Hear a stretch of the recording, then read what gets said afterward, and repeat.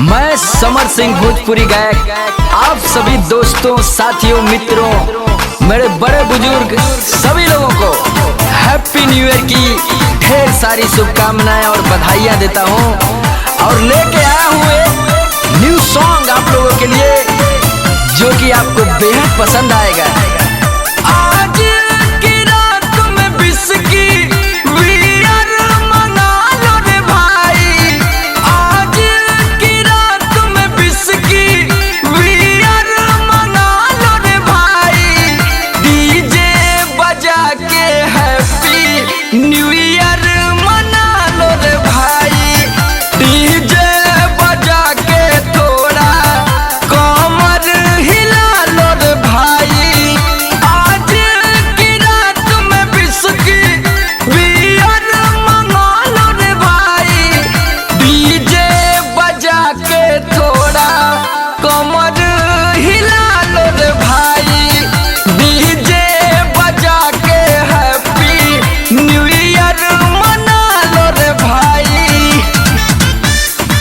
और देखिए बुलबुल यादव मटखन्ना से बड़े भैया पार्टी में शामिल हुए, दीपू सिंह, सिकंदर भाई, छोटे राजा, सावलाल धारी, पवन चौबे, सारे दोस्त आज मिल के पार्टी मना रहे हैं। आज ना मम्मी बोलेंगी ना पापा बोलेंगे, जितनी चाहेंगे हम उतनी आज बोतल खोलेंगे, आज कोई रोकने वाला नहीं पार्टी में।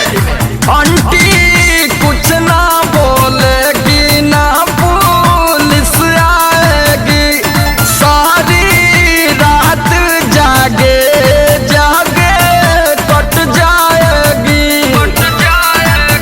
अपने दिल भर को अपने दिल से लगा लो रे भाई, अपने दिल भर को अपने दिल से लगा लो रे भाई, डीजे बजा के हैप्पी न्यू ईयर मना लो रे भाई, डीजे बजा के थोड़ा कमर हिला लो रे भाई। और बड़े भैया बिट्टू सिंह, सासाराम, सोनू सिंह, टीपा वाले सभी लोग पार्टी में झूम के मस्ती कर रहे हैं।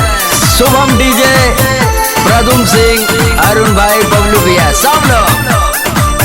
ऐसा मौका न फिर आएगा ना ये रात सुहानी, जिसको शामिल होना है हेलो कर लो थोड़ी सयानी, झूम के पार्टी मनाओ न्यू ईयर की, थोड़ी कर लो शरारत थोड़ी शैतानी, पर ना करना किसी से भाई आना कानी, गिरना न कोई पीकर खुद को संभाल रे भाई, गिरना न कोई पीकर खुद को संभाल रे भाई, डीजे बजा के हैप्पी न्यू ईयर मना लो रे भाई, डीजे बजा के थोड़ा कमर हिला लो रे भाई।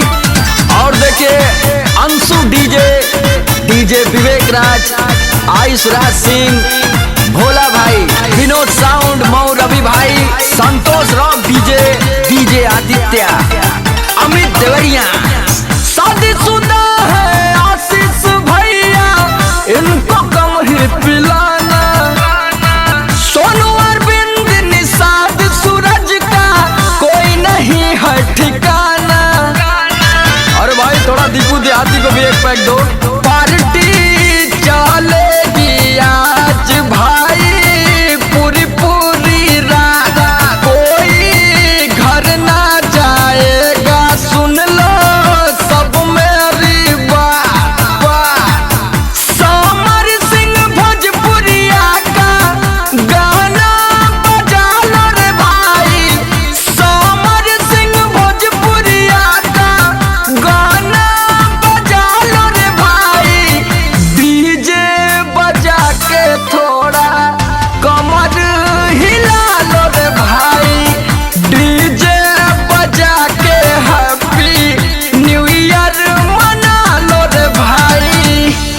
Happy new year fans to all of you. मैं समर सिंह भोजपुरी गायक आप